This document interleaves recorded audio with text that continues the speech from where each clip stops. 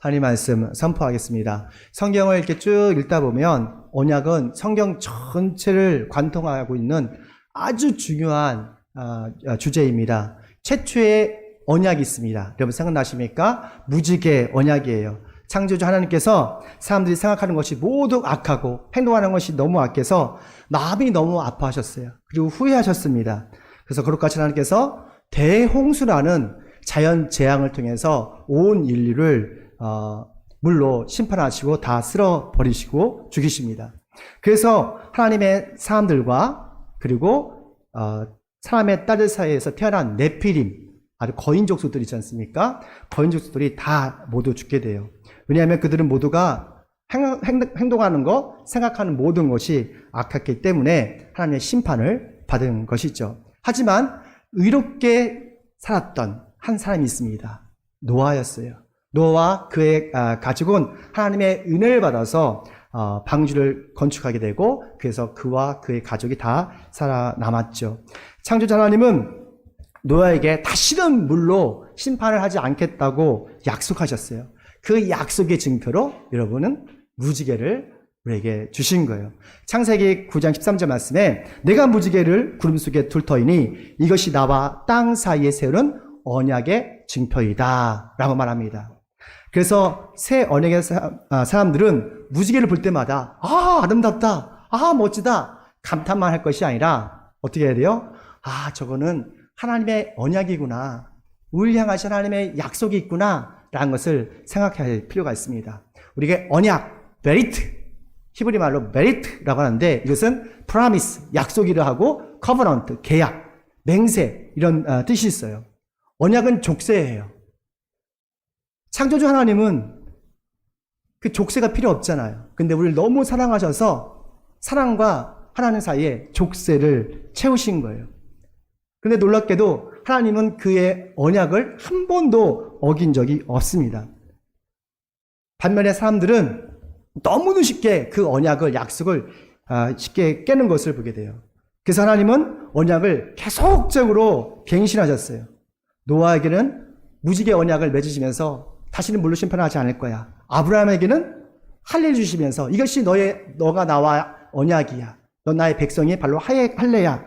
또 모세에게는 바로 안식일, 거룩한 안식일 지킴으로써 너는 나의 백성이 되고 난 너의 하나님이 될 거야. 그래도 안 되니까 10계명을 주셨어요.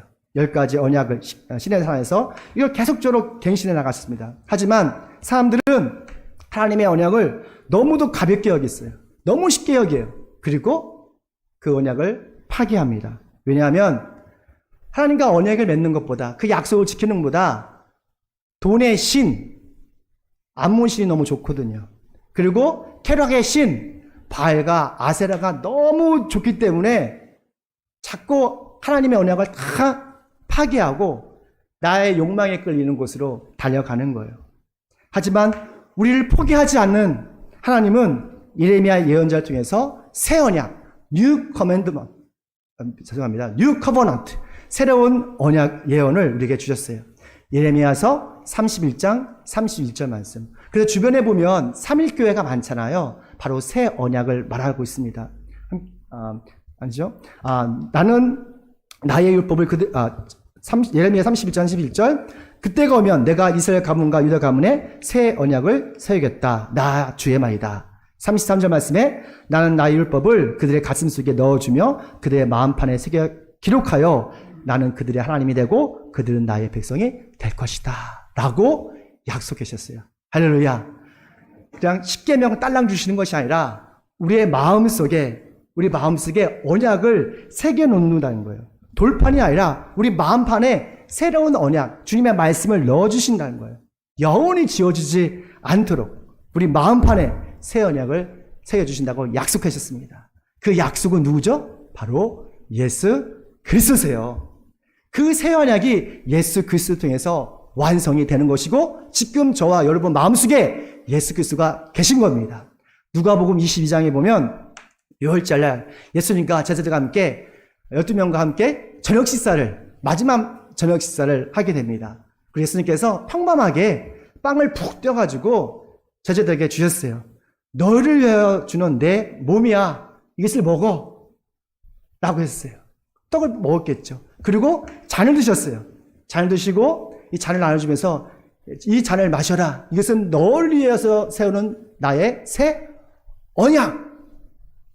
내 피로 세우는 새 언약이다. 라고 주셨어요. 새 언약은 십자가 나무에서 예수님께서 나와 여러분의 모든 죄를 대속하시고 이 위해서 예수님의 살과 피로 세우신 새로운 언약이에요. 그래서 우리가 예수님을 나의 하나님, 우리 인생의 주인으로 모시는 순간 새 언약의 사람이 됩니다. 여러분 새 언약의 사람이세요? 아멘. 새 언약의 사람이 되시길 축원합니다. 새 언약의 사람은 성찬식에 참여함을 통해서 이 주의 예배를 참여함을 통해서 예수님의 살과 피를 먹고 마시는 거예요. 예수님의 살과 피를 먹고 마신다는 것은 예수님의 몸의 일부가 되는 거예요. 예수님의 몸의 지체가 되는 거예요. 놀랍지 않습니까? 예배가 그런 거예요. 성찬식이 그런 거예요. 예수님 몸에 뗄 수 없는 한 일부가 됩니다. 또한 우리는 믿음을 통해서 말씀을 오신 예수님을 읽고 묵상을 통해서 예수님을 경험할 수가 있죠. 그렇다면 새 언약의 사람은 어떤 라이프 스타일로 살까? 우리 함께 있습니다. 시작. 아멘. 새 언약의 사람, 저와 여러분은 어떤 역경 속에서도 낙심하지 않습니다. 우리 1절 말씀 함께 있습니다. 시작. 우리는 하나님의 자비하심에 힘입어 이 직분을 맡고 있으니 낙심하지 않습니다. 아멘. 새 언약의 사람들은 역경이 올 때에 잠시 고민할 수 있어요. 아프다, 힘들다. 하지만 낙심하지 않습니다. 낙심은 생활의 독소와 같아요. 우리 독을 한번 맞으면 자꾸 그 작은 독이지만 우리 몸에 전체에 퍼져서 마비되고 그리고 힘이 없어지지 않지 않습니까? 우리 백신 주사 맞으시니까 어때요? 우리 권사님들 좀 이틀 정도는 좀 어려워하시더라고요. 왜냐면 독이 들어왔기 때문에 그래요. 믿음의 생활도 그래요. 악한 마귀는 우리의 믿음을 빼앗기 전에 먼저 뭐 하는지 아세요? 우리에게 낙심을 주세요. 섭섭한 마음을 줘요.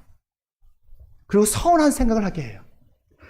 주변 분들이 저희 아내가 참 괜찮은 분이다라고 하시더라고요. 성격도 좋고 기질도 좋고. 그래서 저도 우리 아내를 자랑을 좀 해보면 제가 18년 살 동안 밥을 한 끼도 굶은 적이 없어요. 놀랍지 않습니까? 저는 아침, 점심, 저녁을 우리 아내의 밥을 먹고 삽니다. 근데 며칠 전에 약간 실망스러운 일이 있었어요. 우리 찬밥이 방학이니까 찬밥이 있더라고요. 근데 저는 콩나물이 찬밥이 있고 일반 찬밥이 있었어요. 그것을 볶아가지고 볶음밥을 해주는 거였어요. 저에게는 어떤 밥을 주셨을까요? 당연히 콩나물밥. 콩나물밥에다가 여러 가지 볶음밥 줘서 그냥 탁 주더라고요. 근데 이게 질다 보니까 모양이 조금 죽 같은 느낌이 들었어요. 근데 우리 아이들은 이 찬밥도 이게 조금 된 거 있잖아요. 거기다가 잘 해가지고 그 옆에다가 삼겹살을 더서 5개를 탁탁탁 넣어서 예쁘게 맛깔나게 해서 딱 주더라고요. 약간 차별받는 느낌이 들었어요. 그래서 여보, 왜 이렇게 차별하여? 했더니 자식이잖아요. 당신은 남편이고 자식이라는 거예요. 자식이니까 더 잘해줘야 된다는 거예요. 상당히 섭섭했어요. 18년 동안 사실 굶겨주지 않은 것도 감사하지만 약간 섭섭한 마음, 그건 지울 수 없었어요. 여튼간에 사람들은 이게 사소한 차별을 받으면 어떻게 해요? 섭섭해요. 낙심도 해요. 어떤 사회적 위치에 있는 사람은 교회 왔는데 인사하는 사람이 없었대요. 친절하지 않았대요. 그렇다고 교회 나오지 않는데요. 섭섭마귀가 들어간 거예요. 그런데 이 새 언약의 사람들은 좀처럼 낙심하지 않습니다. 왜냐하면 새 언약의 사람은 영적 자존감이 높기 때문에 그래요. 하나님의 부르심을 받은 사람들은 좀 가난하고 약간 무지해도 영적 자존감이 높아요. 왜냐하면 주님께서 그와 함께 하시기 때문에 그래요. 또 어떤 상황에 있어서 떳떳한 걸 보게 됩니다. 여기 앞에 함께 있습니다. 2절 시작. 우리는 진리를 환히 드러냄으로써 하나님 앞에서 모든 사람의 양심에 우리 자신을 떳떳하게 내세웁니다. 아멘. 사도 바울이 사실 고린도 교회를 개척했거든요. 그리고 고린도 전서 후서를 편지를 쓴 거예요. 고린도 교인들에게는 사도 바울은 담임 목사님이에요. 근데 놀랍게도 고린도교인들이 사도 바울을 무시해요. 그리고 거절해요. 어떤 사람은 사도 바울이 말을 못한대요.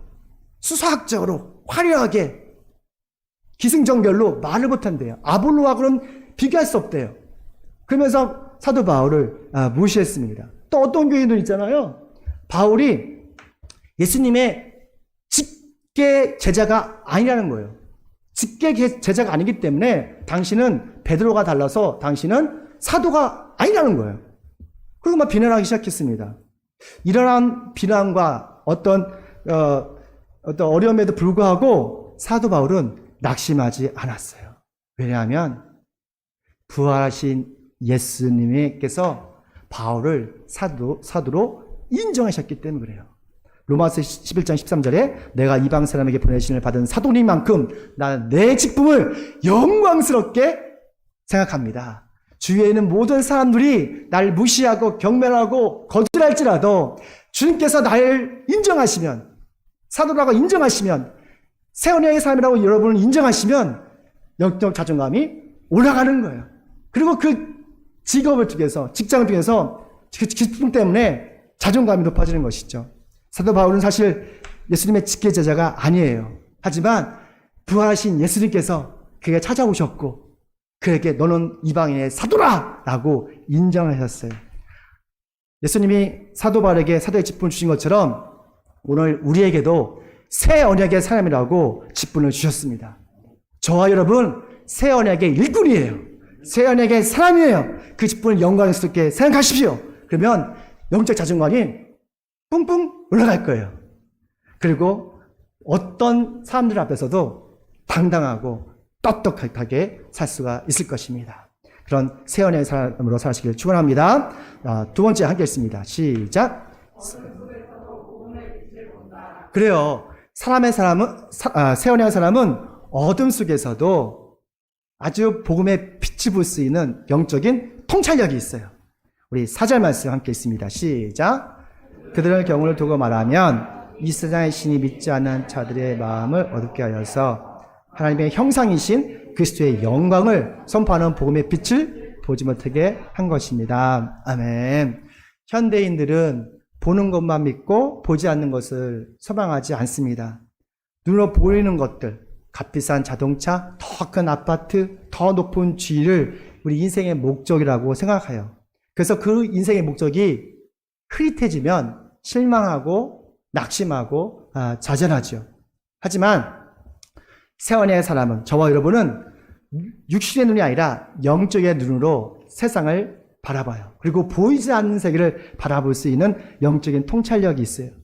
우리의 인생의 성공은 인생의 목적이 아니에요. 뭐죠? 우리 하나님의 영광을 돌리기 위한 도구예요.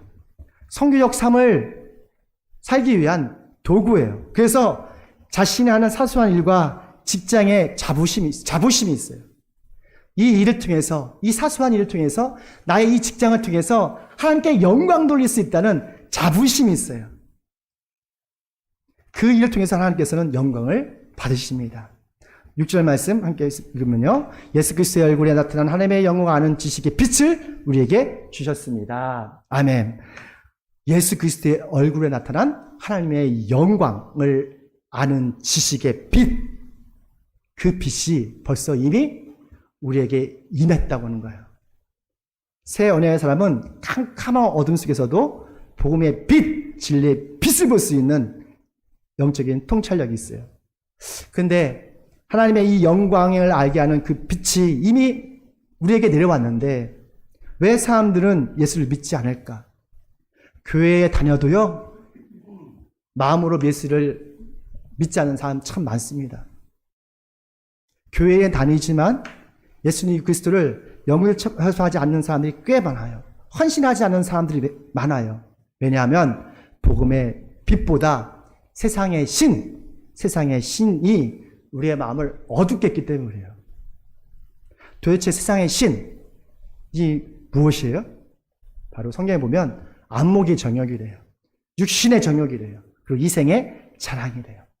요한일서 2장 15절 말씀 함께 읽습니다. 시작.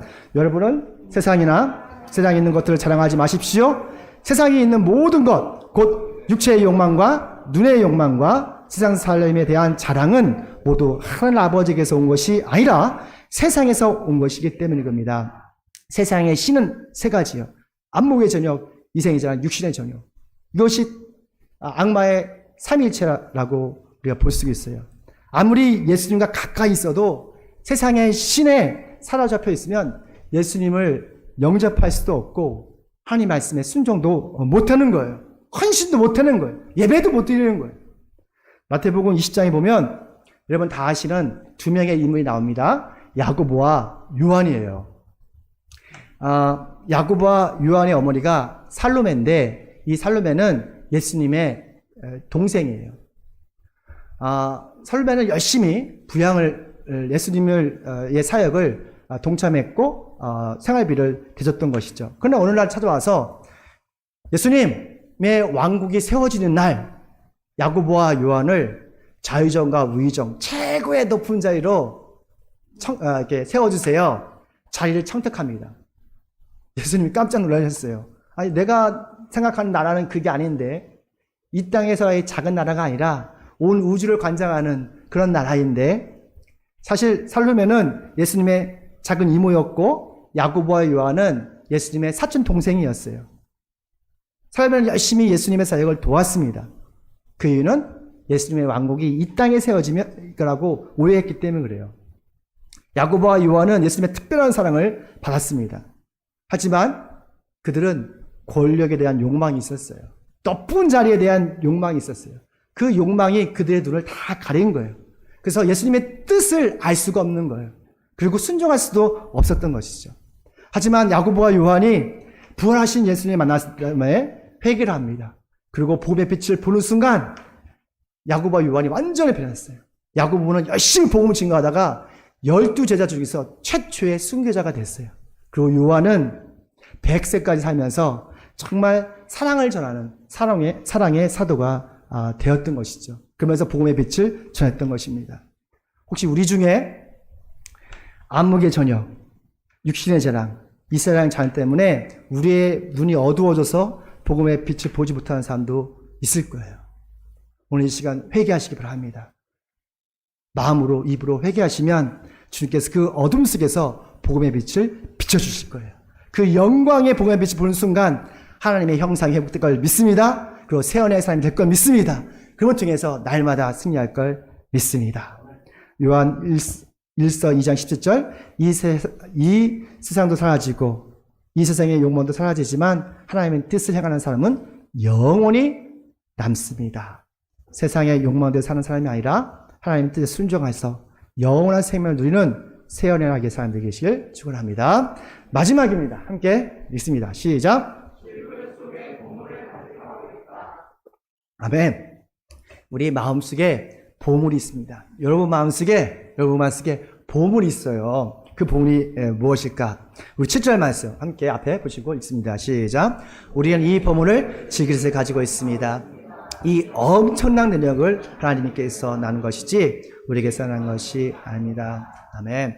바울은 예수님처럼 엄청난 능력이 있었습니다. 병든 사람들을 위해서 기도하면 있잖아요. 병든 사람이 낫어요. 심지어는 설교 말씀 듣다가 떨어져서 죽은 청년을 위해서 기도할 때 그가 살아났어요. 그리고 귀신 들린 사람할 때 기도했더니 귀신이 떠나갔어요. 그리고 시대의 정신과 예언의 말씀을 전하는 새 언약의 사람이었어요. 하지만 그의 능력은 자신에게 나온 것이 아니라 여기 말씀 보니까 누구에 나왔죠? 그 안에 있던 보물, 바로 예수 그리스도세요. 근데 사울이 했던 모든 엄청난 능력은 바로 여러분 안에 있습니다. 우리 안에 있어요. 여러분 믿으십니까? 우리 안에 예수 그리스도가 있다면 우리도 바울이 했던 그 이상의 것을 주님과 함께 할 수가 있는 거예요. 성경은 질그릇이라고, 우리의 몸이 질그릇이라고 합니다. 우리 몸이 질그릇이에요. 그래서 연약하고 아주 깨지기 쉽고 아주 조그만 스크래치도 많이 갈 수 있죠. 우리의 토기장이신 하나님이 계세요. 우리 토기장이신 하나님께서 이 질그릇을 그냥 휙 던지면 와장창 깨지시죠. 그런 질그릇은 존재의 가치가 없는 거예요. 그런데 우리 안에 보물이 있으면 상황은 완전히 달라져요. 우리는 새로운 존재가 됩니다. 누군지 그리스도 안에 있으면 새로운 피조물이다. 내 것은 지났다. 여러분은 새 것이다. 라고 말씀하셨잖아요. 오늘 여러분은 오늘 이 시간 예배 통해서 새로운 존재가 되었음을 선포합니다. 왜냐하면 예수님의 생명의 근원이 우리 안에 있기 때문이에요. 여러분 가슴에, 여러분 마음에 있기 때문이에요. 영생이신 예수님이 우리 안에 있으면 우리 외모는, 겉사람은 조금씩 늙어져 가고 볼품없어져 가지만 우리 내면은 날마다 새로워집니다. 왜냐하면 우리 안에 생명의 근원이 있기 때문이에요. 생명의 근원이 되신 예수님이 있기 때문에 그래요. 고린도후서 4장 16절 말씀. 그럼 우리는 낙심하지 않습니다. 우리의 겉사람은 낡아가나 우리의 속사람은 날로 새로워집니다. 아멘. 또 우리 안에 부모님 있잖아요. 예수님이 계시잖아요. 그러면 어떤 역경도 이길 수 있는 능력이 생깁니다. 여러분은 이미 그 능력을 갖고 있어요. 잠시 어둠으로 가져 있기 때문에 그 능력을 발휘하지 못하는 거예요. 사방에서 우겨싸움을 당해도 위축되지 않아요. 당당할 수 있어요. 절 보십시오. 대단한 목회자 아니잖아요. 그래도 당당하게 열심히 이 말씀을 전하지 않습니까? 어떤 압박과 역경이 와도 오뚜기처럼 다시 일어날 수 있는 인내가 생겨요. 어떤 슬픔과 박해도 버림받지 않는 소망이 있어요. 꺾으림을 당해도 망하지 않는 믿음이 있어요. 왜냐하면 여러분 안에, 우리 마음 안에 예수의 생명력이 날마다 새롭게 역사하기 때문에 그렇습니다. 마지막 10절 말씀 읽고 말씀 마치겠습니다. 함께 읽습니다. 시작. 우리는 언제나 주님의 당하심을 우리 몸에 짊어지고 다닙니다. 그것은 예수의 생명도 또한 우리 몸에 나타나게 하시려는 것입니다. 아멘. 새 언약의 사람으로 일상에서 새로운 역경을 만나지만 우리 안에 예수의 생명력으로 날마다 다시 회복되어지고 승리하는 저와 여러분 되시길 축원합니다. 네, 기도하겠습니다. 우리 찬양 한 곡 하고 한번 기도할까요? 아까 힘을 내세요. 1절만 부르고 우리 기도하실 때 하나님 새 언약의 사람으로 살 수 있는 믿음을 달라고 함께 기도하겠습니다.